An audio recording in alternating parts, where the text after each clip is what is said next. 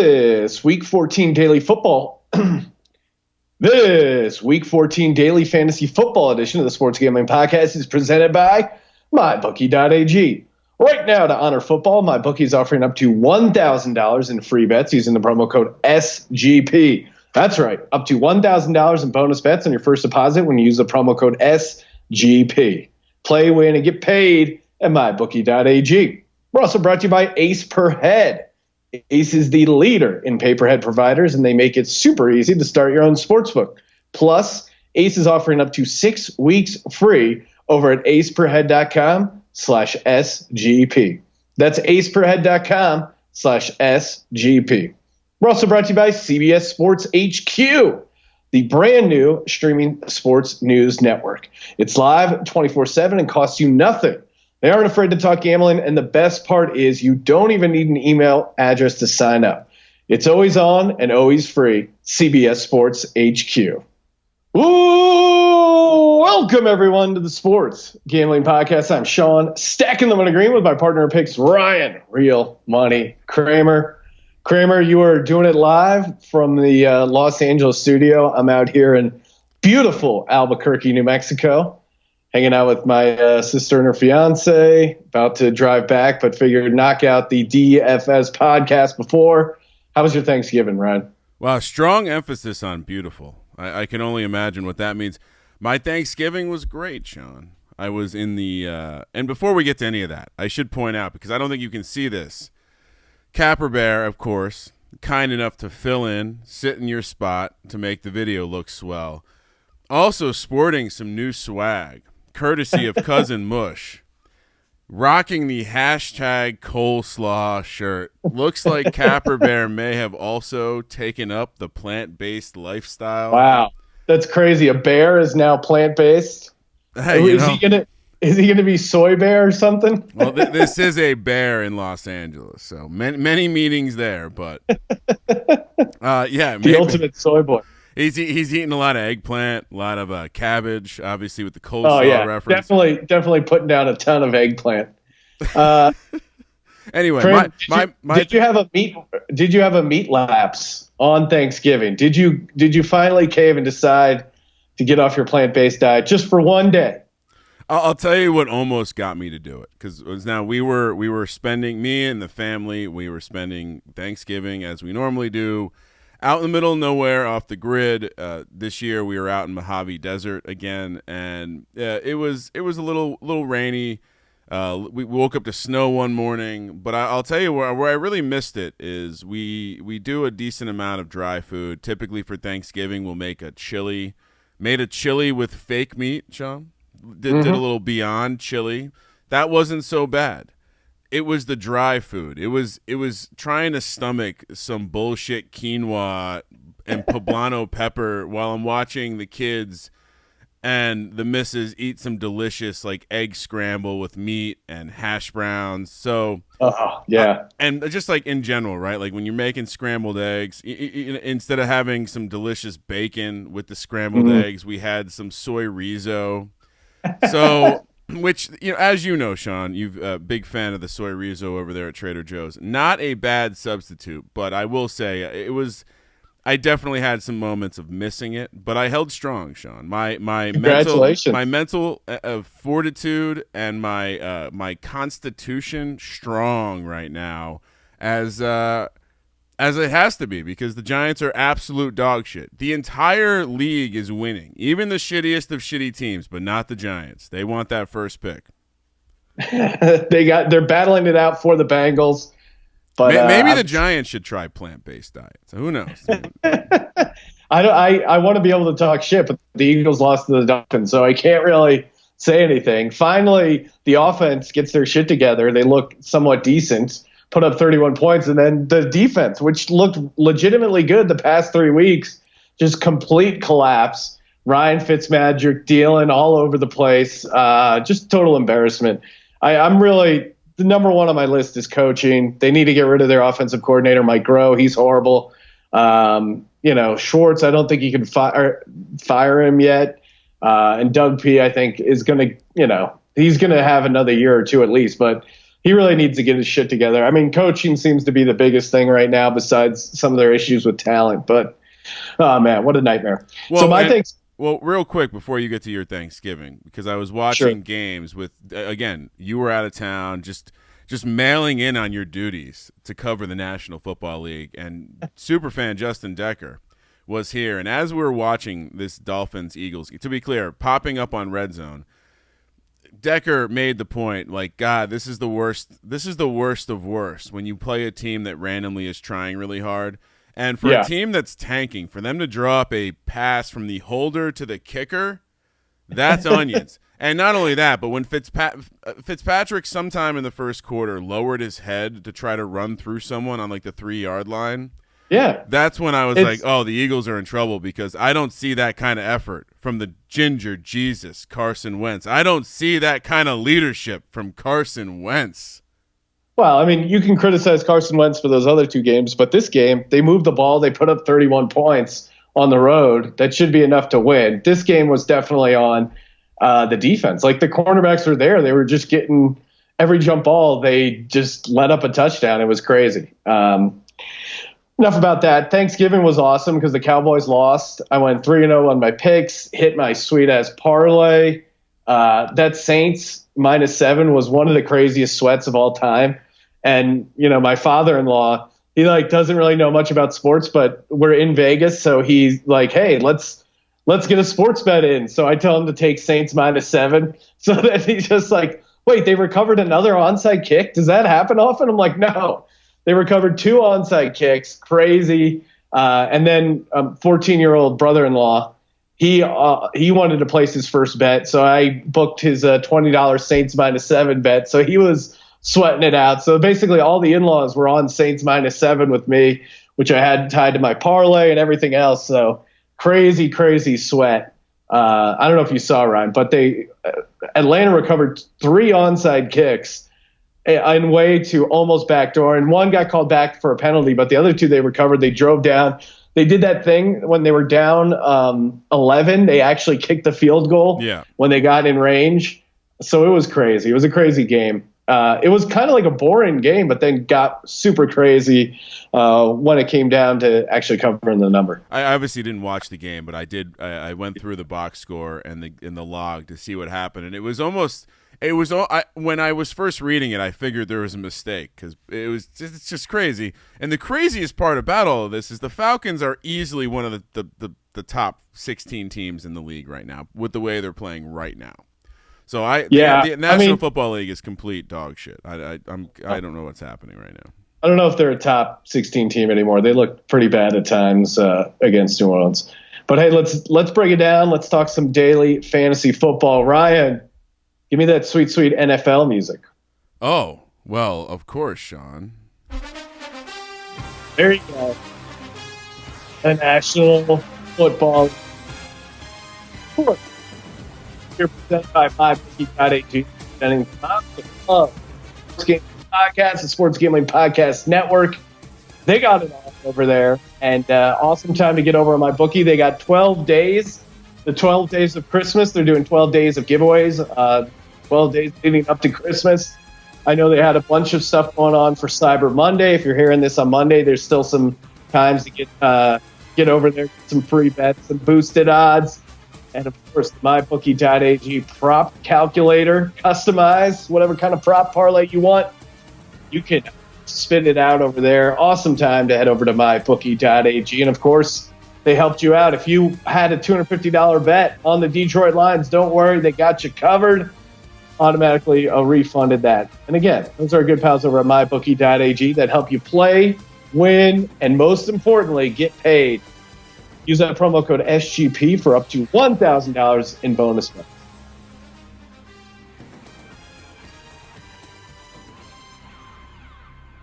Let's do it, Kramer. Let's talk DraftKings lineup. My Wishbone lineup did cash. Nothing crazy, but my really proud of my Cole Beasley, Josh Allen stack, which was pretty awesome. Well, Sean, I feel like I'm also rounding into DFS shape. Finally, after some time, because I think both my Wishbone and my Sunday lineups cashed. I did make a slight tweak away from my triple stack with Aaron Rodgers. I was able to get some cash action on the back again of fading Arizona against the tight end. It's unbelievable. That Higbee play, I don't know what his final numbers were, but I saw in like the third quarter, he already had like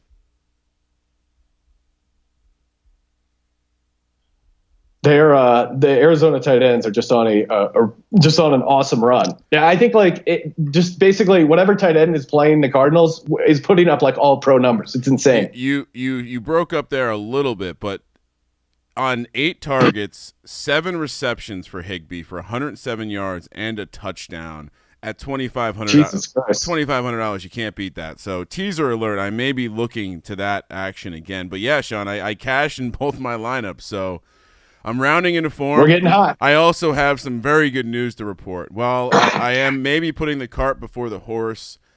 I was playing for an FFPC championship, league championship this week, and goddamn, put up 160. The guy I'm playing still has a little bit of action tonight, but I'm up by 60 points. Should lock down the 4K and punch my ticket into the FFPC championship over the next 3 weeks. So. Congratulations to me. Aaron Rodgers was on my bench in that league, Sean, because I have Lamar Jackson. I'm that good at fantasy football. Anyway, enough about that. You should have played Rodgers, right? Rodgers outscored him by a couple points. It didn't matter. And I say all that to say I think Aaron Rodgers is finally realizing there's an opportunity for him to step back up and be the number 1 passing quarterback in the National Football League. He looked awfully good last week against the Giants, and now he gets the Washington Redskins. Yes, he is the 3rd most expensive guy, and yes, he's not had the best year in new offense led by Mr. LaFleur. But I think it's starting to happen. I think Devontae Adams also looking for him to have a big game. But Aaron Rodgers, 6,800 at home against this Redskins team. Obviously, very early in the week. Check the weather reports.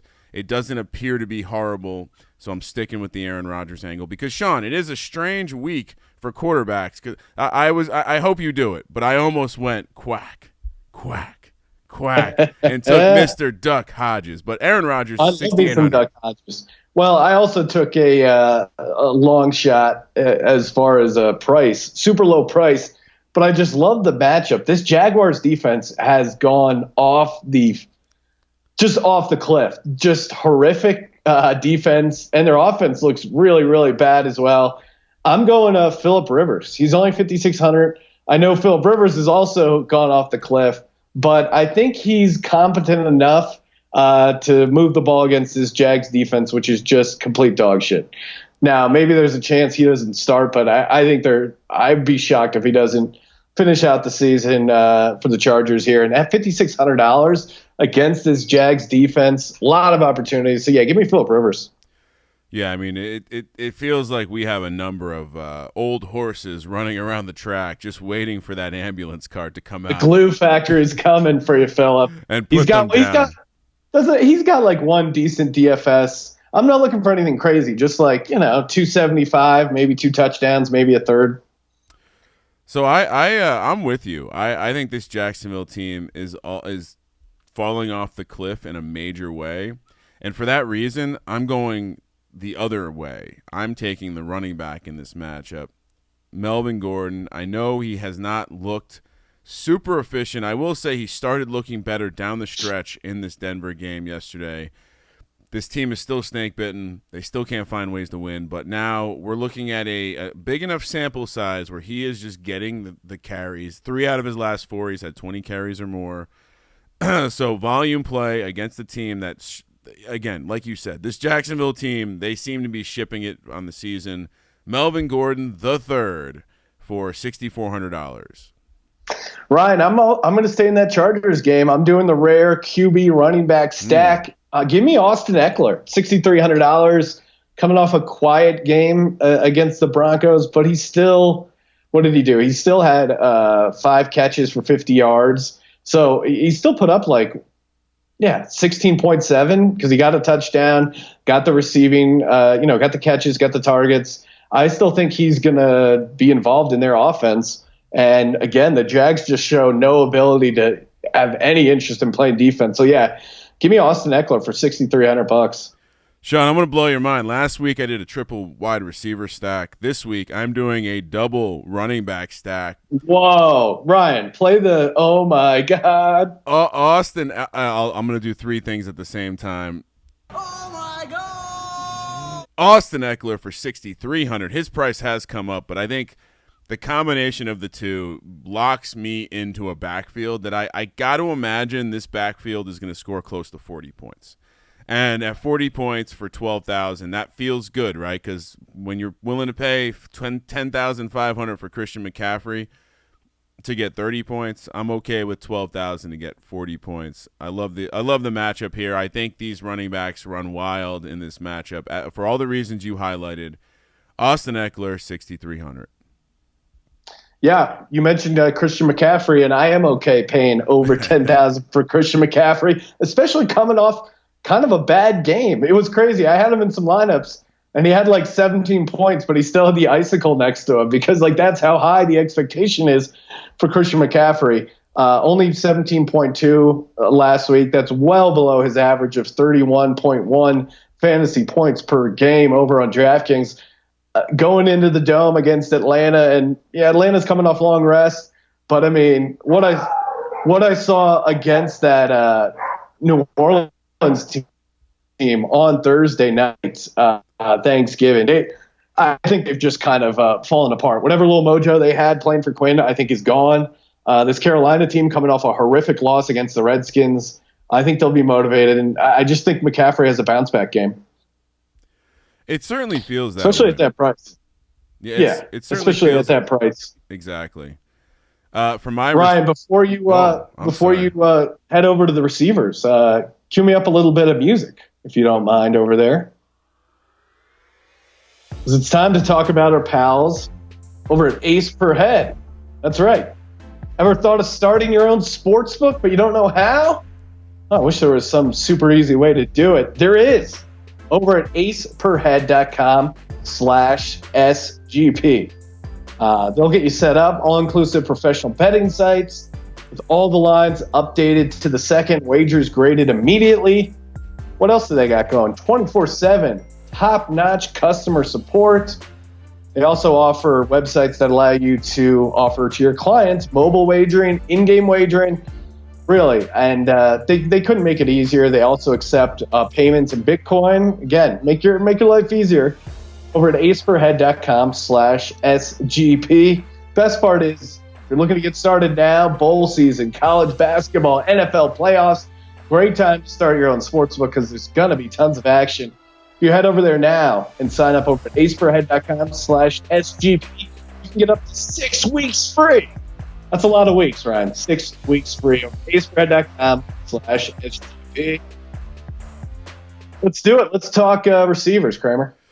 Yeah, I mean, when you're stacking with Aaron Rodgers, last week, granted, I missed the other guy with Lazard having that nice touchdown catch, and honestly, a pretty good performance, 100 yards and a touchdown. Yeah, but I'm going back to the Davante Adams because I think he's the guy. He's Aaron's guy, again, coming off a 10-target situation. He now has, in his last 4 games played, he is north of 10 targets every week and averaging 7 catches.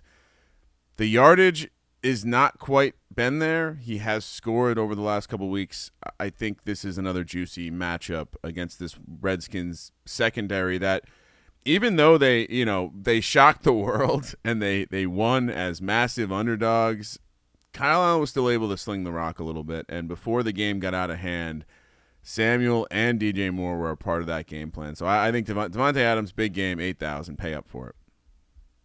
Yeah, I'm going Julian Edelman. He's coming off a 12-target game in which he only caught 6 passes. They're back at home in New England.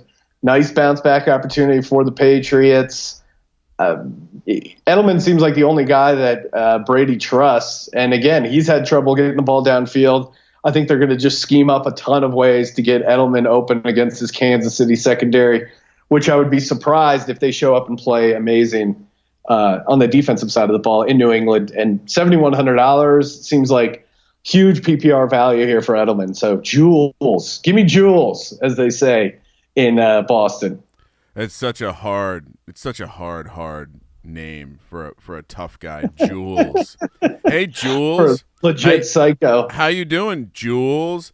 For my next receiver, I'm done. Pretend it doesn't matter. Like, this might be the next DeAndre Hopkins when it comes to quarterback proofing. Cortland Sutton, this guy's a monster. Yeah. He is an absolute beast. And that if you didn't see that touchdown catch he made against the San Diego / Los Angeles Superchargers this weekend, you got to pull up the film. He has looked amazing for 6,400. I know the targets aren't necessarily there, but he's getting involved. And they have a pretty good matchup against this Texans defense that has some leaky back ends. I can't go anywhere but take. I had to take Cortland Sutton this week. Looks great. Yeah, he was definitely. How much was it, Ryan? 6,400. Yeah, I had an earlier version of this lineup where he was in. I mean, yeah, he's been playing awesome. And again, I was all over the Broncos because the Chargers just can't figure out how to win a game. This guy is another guy. He's coming off a huge game, but I don't see why he doesn't have another big one. I know we saw Juju get involved a little bit, but James Washington. Yeah. I mean, these Pittsburgh Steelers receivers, whatever they're putting in the water, these guys just come in and just play really well. I mean, 4 catches on 4 targets for 111 yards, including a 44-yard touchdown there, 24.1 fantasy points per game. It's crazy usually to go back-to-back, to expect him to have another big game, but I don't see why not. He seems to be Duck Hodges, one of his favorite targets, and they're playing Arizona against that Arizona defense that made Jared Goff look like fucking Aaron Rodgers. So, yeah, give me James Washington at 6,000. It's funny you say that because everyone expected James Washington to really show out when he was paired with his college quarterback, Mason Rudolph. Yeah, but it seems like it's taken a world-class duck caller and Devlin. Awesome picture on it. I fell into a little bit of an internet rabbit hole last night, Sean. Devlin Hodges, Duck Hodges, posted a picture earlier in the week of him and James Washington holding some dead ducks that they had just killed. So they must be bonding on some hunting trips. I love the angle, though. It does seem like there is not a better team in the National Football League developing wide receivers than this Pittsburgh Steelers team. And 2, for a guy who gets a lot of shit for being a horrible in-game coach, and that's Mike Tomlin, there is not a man who, A, looks better wearing a pair of aviators, and B, clearly he is a great leader. Clearly, they are rolling out I believe Devlin Hodges was a 4th-string quarterback in in training camp. They are without their number 1 receiver, their number 1 running back, and all they do is get it done. I got to be honest. I think he'll never get the coach of the year credit, but he could be in the mix. Who's doing a better job coaching their team this year? Well, I mean, again, you could make a case for Frank Reich, but he would have to first off cut Adam Vinatieri because that guy is just destroying all my Colts bets. This is just a sweet spot for them. And man, he is just, I've never seen one individual kicker cost me more money than Adam Vinatieri has this season. You really seem to enrage people, Ryan, when you asked, is this hurting his Hall of Fame candidacy? Everyone's like, no, you're stupid, blah, blah, blah. Clearly you're messing around. But at some point it's like, dude, you're making everyone remember you for being a horrible kicker. Like, do yourself a favor. He should have retired like 6 weeks ago. It's insane. I was half joking, but at some point, he was responsible. Me and Justin, we calculate. He was essentially responsible for 19 points for the Tennessee Titans. Insane. All right, third receiver, Ryan. Oh, I'm up. Sorry. Third receiver, I'm keeping with that Indianapolis team because Tampa, although they showed out a little bit against the Jacksonville, who, maybe Nick Foles sucks, maybe the team's just mailed it in because Minshew looked all right when he came in. But someone's got to get the ball in Indy. And yes, perhaps T.Y. Hilton comes back. I don't know. It doesn't sound great. But if Pascal is going to be the only guy again, you gotta buy 10 targets for $5,500, period. So Yeah. Zach Pascal, again, this is one of those early week ones I may pivot away from if Ty is going to play. But for 5,500, I think you got to go. I think you got to go Zach Pascal against this historic Bucks defense. Apologies, Sean. Because I had sorry. Because I had had to get me some Christian McCaffrey.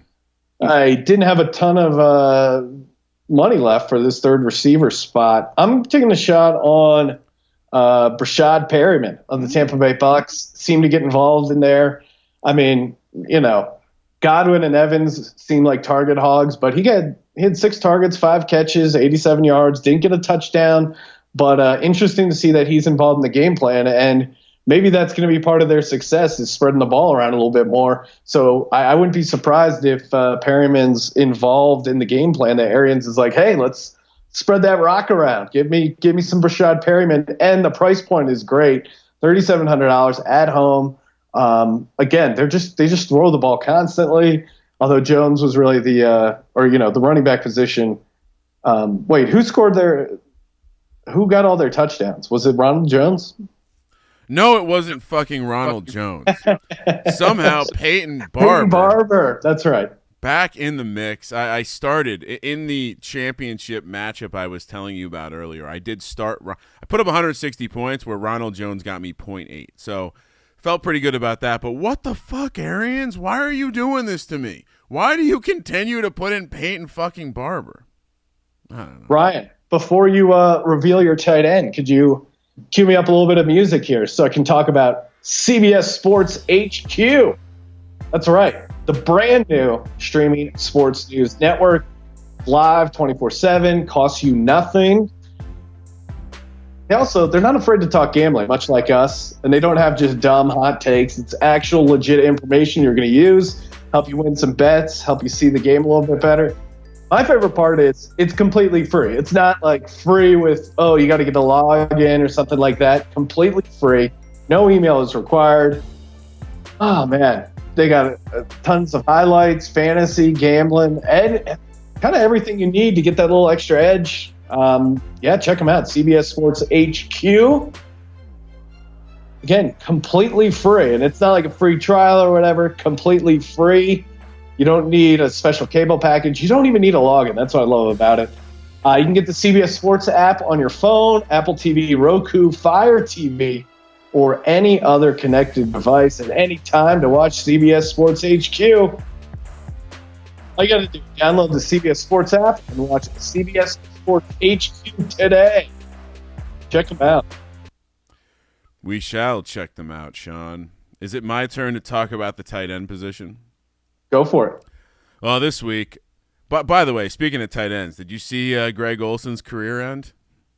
No. Oh, man. He got to – what's funny is earlier in that Redskins game, someone on Carolina just completely took out Quinn, who before he even had a chance to catch the punt, and they were calling for like, there should be an ejection. Later in that game, Greg Olson gets popped. It was a pretty brutal hit. They eject the Washington Redskins guy. So pretty amusing.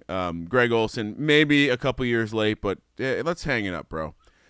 Anyway, for my tight end, there's no longer any sort of thought process here other than, who's Arizona playing? Cool, Vance McDonald, done. As I mentioned earlier, Vance McDonald, 4,300. I almost went for the Duck Hodges Vance McDonald stack. Instead, I'm just going solo with Vance McDonald. I mean, again, when you have a team that is now – they've given up 13 touchdowns in 12 games. And it's really impressive. They are averaging giving up north of 20. I think it's now like 22 points a game. Yeah, it's just there's no reason to look anywhere else for the meantime, especially when we keep getting these decently priced tight ends. Last week we got the gem of having Everett be out, so Higbee at 2,500 was the guy.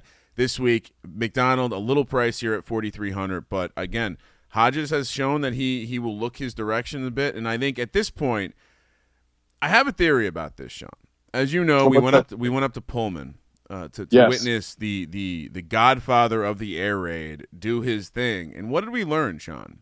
They have an inside receivers coach. They have an outside receivers coach. They do not have a tight ends coach. They do not even have tight ends. So perhaps Cliff Kingsbury is assuming that no one has tight ends, and they're not drawing up any sort of defense for the tight end position because you completely forget to guard it.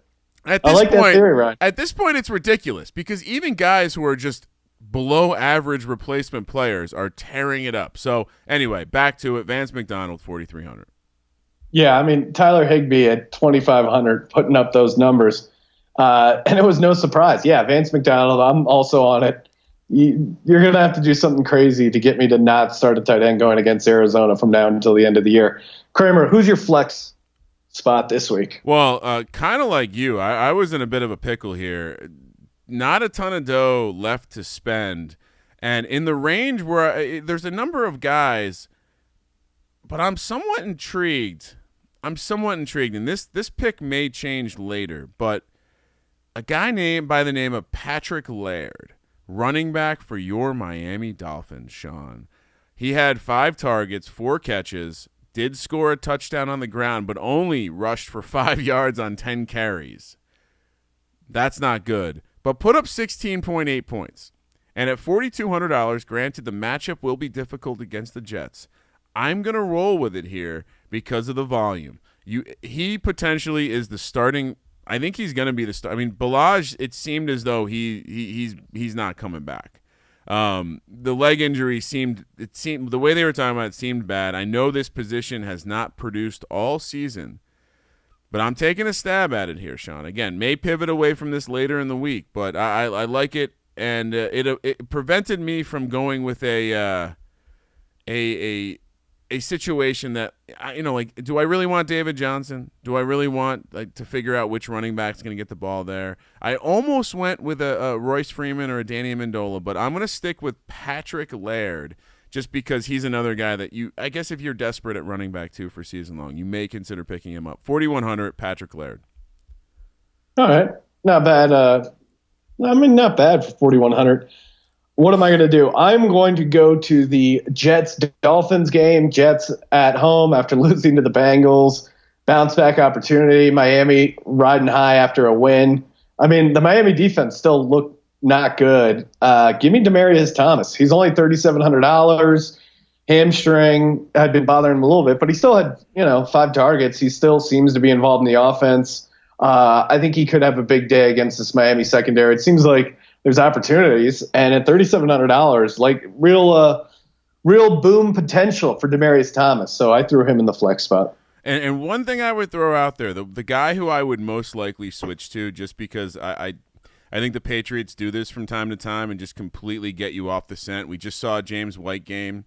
I think the popular consensus will be to play Sony Michel in this matchup for $5,600 or whatever his price is. But you know who only saw 4 snaps last week?